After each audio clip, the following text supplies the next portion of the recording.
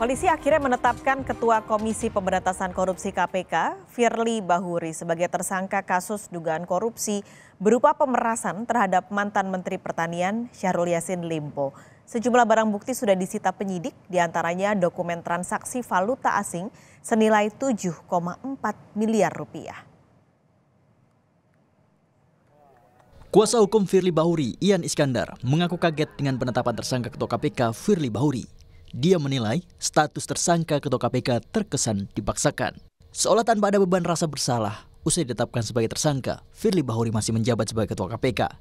Hal itu karena kepres pemberhentian Firly belum diterbitkan.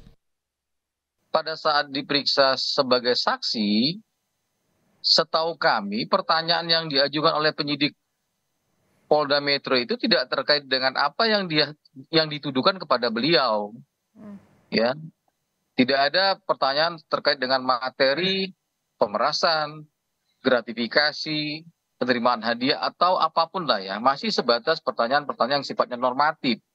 Tiba-tiba semalam kami dikagetkan dengan penetapan beliau sebagai tersangka gitu. Ada apa? Pak Ian, ada 90-an lebih tersangka saksi yang sudah diperiksa.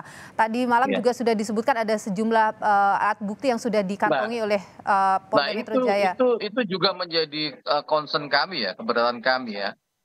Alat bukti yang diperlihatkan kepada kami tidak ada satupun sebenarnya. Seperti alat bukti katanya ada 2 mobil yang disita. Ada uang Bukti gitu. Uang siapa? Penukaran uang. Itu pertanyaan kami. Uang yang nilainya cukup fantastik 7,4 miliar gitu. Ya. Itu uang siapa dan dari mana asalnya?